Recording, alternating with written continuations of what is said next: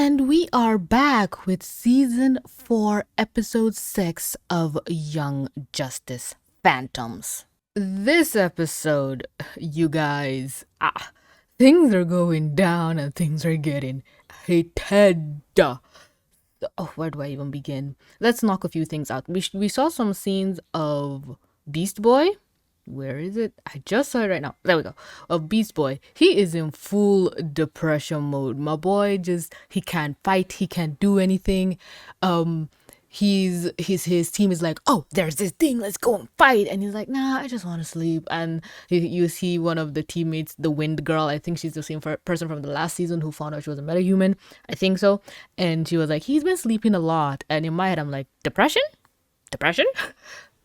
You just don't see character, like they don't say someone is depressed. They just say, oh, they're sad. But it's like Beast Boy is depressed. He comes down at night when everyone is sleeping, and he's watching shows about Markovia.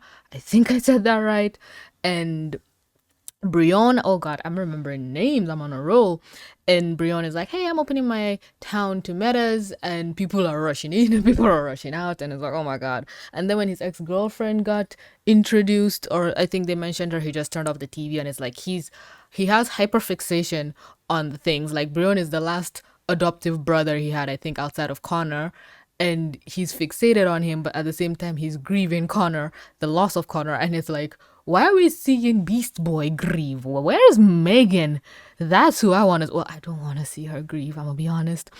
Artemis is trying to figure out who the mole is. Ugh, now I see the scene. She's still trying to figure out, okay, who the mole is, and she feels, okay, nobody knows the shadows better than Jade, and it's like, I think you're applying confirmation bias at this point. She's not the best person to know who it is. I feel like that's Orphan after what we learned about her by the end of the episode. And Orphan is like, nah, I don't trust either of these two bitches.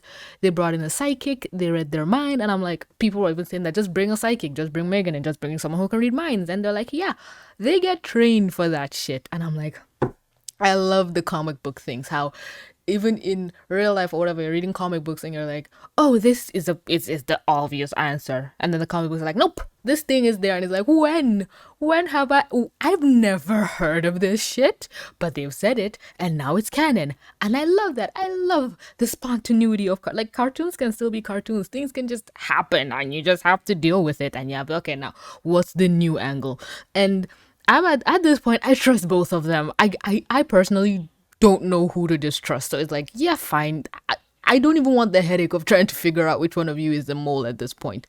And it's very obvious that even the psychics, like, they are telling the truth to the best of their abilities. And it's like, yeah, they were both pitted against each other. And we get to see flashbacks of Artemis and how her and Jade are. We get to see her boyfriend. We love to see the representation, like a disabled man living his life. And then he told us his ex-girlfriend hooked him up with her when she left him for her ex-man. I'm like, you are the chillest person ever. And then the way he's talking, this man just takes everything so lightly. Like, he doesn't give a crap. Like, Jade is throwing out insults. Artemis is calling him her boyfriend for the first time, and he's excited. And it's like, you are so precious and something is wrong. I feel it in my DNA. Is he the Black Spider, the Spider-Man knockoff? He is, isn't he? Oh no. They find out and they're like, yeah, we're just not meant for each other. But wait, if Artemis finds out that he's the Black Spider-Man, does she have to turn him in? I think if you know villains, civilian lives, you have to turn them in, but you can't turn heroes in. But then why does he turn in Cheshire? You know what? He is the Black Superman, but Black Spider-Man, evil Spider-Man. Sorry, we already have a Black Spider-Man. I love their interactions, but my Wally loving heart feels like this is slander and blasphemy. So in the past, Artemis and Jade had this secret. What's the age difference here? And then just having a black-haired kid and a blonde-haired kid, like just the stark difference. Anyway, they have this secret code where Artemis knows what's up. Jade's like, yeah, I'll get you the money back and we'll replace everything. And it's like, she came looking for food and your dad is going to be back in a day and a half, 36 hours. If she needed food that desperately, the human body doesn't die until like, 2-3 days after not eating food. She could have gotten the money she needed and then bought the food. So this was doomed from the start. But regardless, sister needed food, she got the food. Artemis comes the next day or whatever, but Orphan is not going anywhere. I think this is called spoiler. this is Orphan. I don't know much about the Brats. I stopped caring after Damien. I'm sorry, but like the official DC movies kind of cut off there. So all I know is Damien, Tim. I don't even know Tim that much. I'm gonna be honest with you. I just know Dick, Jason, and Damien. Tim is an anomaly to me. I ain't gonna lie to you. But I like how I'm seeing more of the Bat Brats, and I just like them. I like this one. She's spunky. And I also like Orphan. I realized that Orphan has a lot of fans, and when I heard her backstory, I was like, ooh, I'm an Orphan fan now. Regardless, she doesn't go anywhere, and Artemis like, yeah, I'm trying to bring in Cheshire. And everyone knows Cheshire's her sister. She could have done this. I thought she'd do this with a group of people with all the arrows and arrow kids and everything. Regardless, we're here now. We'll just accept it. She goes through and interrogates them, and she's going hard. I really didn't think she'd be able to. I knew she could do something, but not a lot. And I was more vibing with what Cassandra was saying. But this girl, Oynx, I'm just now assimilating what her name is. Even Jade said, if either you're a nobody, which means you're not getting off the island, or you're a ghost and you're more scary. And I'm like, okay, I don't trust you even more now. Call it black bias. I know my own people. So she goes in, and this girl is robotic with her responses. And I'm like, I don't trust you either. And Jade says, your responses and mannerisms are textbook what the shadows teach. And even Jade's like, I do not know. Either they're both telling the truth or they're both very good. And I'm like, Cassandra is telling the truth, you guys. No two ways about it. I think even from the backstory, we are seeing the villains trying to get after Cassandra. Cassandra is good. Oynx is the bad one. And like they said, ghosts should be feared. This girl had no reason to join the shadows. She was with a loving family, as Jade was like, oh, you're from a broken home. She's like, I think that you're projecting here. And she said she grew up with her granddad, who was a hero, and then she joined the villains. She was like, oh, it was a family. It was good. I don't know how to live my life. I was with them since I was 11. And it's like, we've heard this all before. All these heroes have basically been through worse shit. A lot of them didn't even choose their dick of parents. You willingly went to this. She was like, no, when I was under Sensei, it was better. But then we moved to Deathstroke and Lady Shiva, and I'm not about that. And it's like, guys, I fucking hate this. I don't know who to trust. And that's a problem when it comes to shows where we all know how cartoons are. We can see the plot twist coming from a mile away. But I hate how Young Justice is able to kind of just I did not expect Terra to not be evil in the last season. I did not expect Wally to die in season 2. And in season 1, with the whole twist of, oh, we knew that Artemis was the daughter of whatever, and how Connor knew Megan was a white alien. There's just so many twists, and my anxiety is already kicking in for the twist of this season. And is this a woman? If it is, this is a baddie. I don't even know how to say it outside of my native language, but basically it's kind of like she built different. Damn, cut off her arm, still attached. I saw people in the comments of the place where I watch saying they don't like when Spider-Man's banter is used against the heroes, and I'm like, Spider-Man's banter is an acquired taste. Thank God I have acquired it, so I like it when he's bantering with the heroes. I just like that quippiness. But people don't like that. And it's like, yo, DC and Marvel copy from each other all the time. This is where you draw the line, really? Okay. Anyway, how did I not notice this was her daughter when anyway, Orphan is Lady Shiva's daughter. Dude, the resemblance. But then Jade was like, Lady Shiva is like, oh, give us Cassandra or we kill her. You have 24 hours. And I'm like, you have them cornered. Why? You already took out Orphan. You just need to take out these two. Oh yeah, Artemis kind of trusted her to help her defend her when those people came to attack her. And Jade is like, Artemis has really good intuition. And I was like, since when? She didn't even know Connor and Megan were dating. Apparently, people told me in my comments that Megan had a thing for Connor. Megan, you know that one.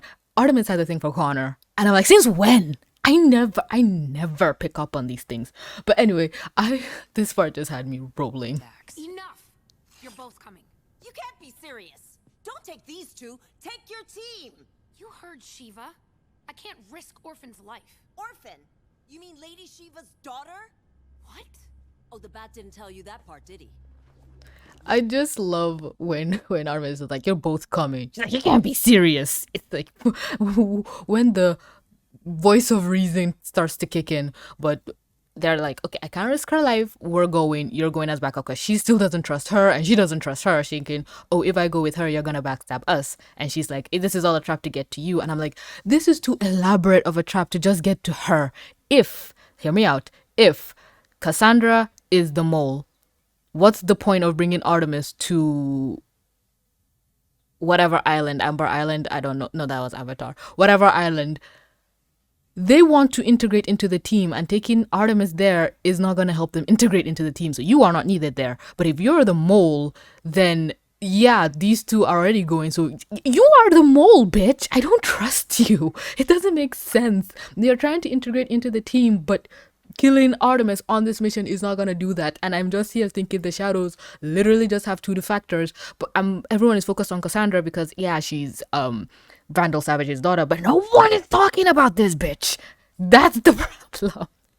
I know they're saying, oh, she must just be a lower level person. No, she's very skilled. Have you seen her fight? But she did lose the fight when she tried to kill Artemis. And she's also the one that knew where Artemis lived and followed Artemis from her home. Cassandra only appeared at the library in the university.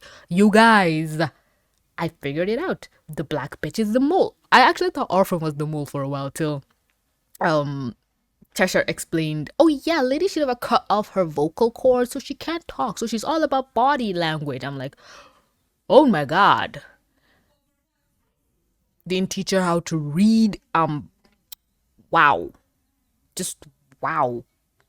And I thought Talia al Ghul was bad with the way she raised Damien. I'm like, Damien had it cushy. Oh boy. Orphan is the true tragedy here. No wonder people love her more. So, another flashback to Artemis. Her sister Flake didn't come with the goods. Her dad is like, yeah, you're gonna box with your armbands. You gotta do this. And it's like, dude, you're just making this look bad on yourself because your daughter has a bruised eye and broken arm. Unless her daughter doesn't even go to school, which, whatever.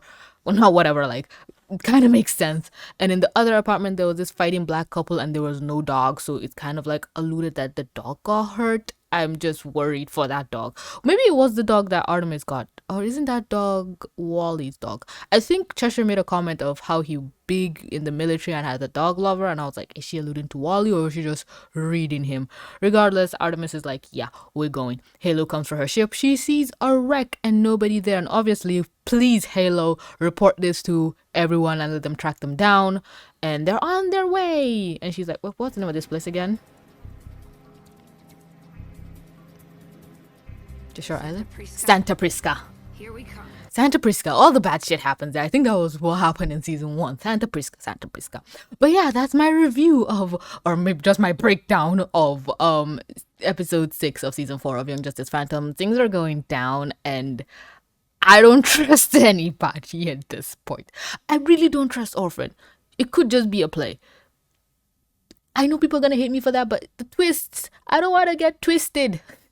I don't want to be caught off guard. But yeah, let me know your thoughts in the comment section down below. Who do you think the mole is? I need to know. Do you think there is no mole and this is just a bunch of mind games?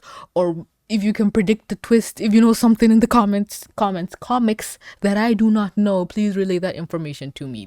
Reviewing this series has been fun. I've been learning a lot of things, and you guys are this is just a lot of fun to do. I'm just liking the vibes we got going on. We're just watching a show and enjoying ourselves. I don't have any beef with the creator, any beef with the characters, or any beef with any other YouTuber, because I seem to be the only one talking about this show. So yeah, fun all around. But that's gonna be all for me, folks. Thanks so much for clicking to watch. Don't forget to like, comment, subscribe, do all the things. But with that being said, right in the heart, this is TVC. Mwah. Signing out.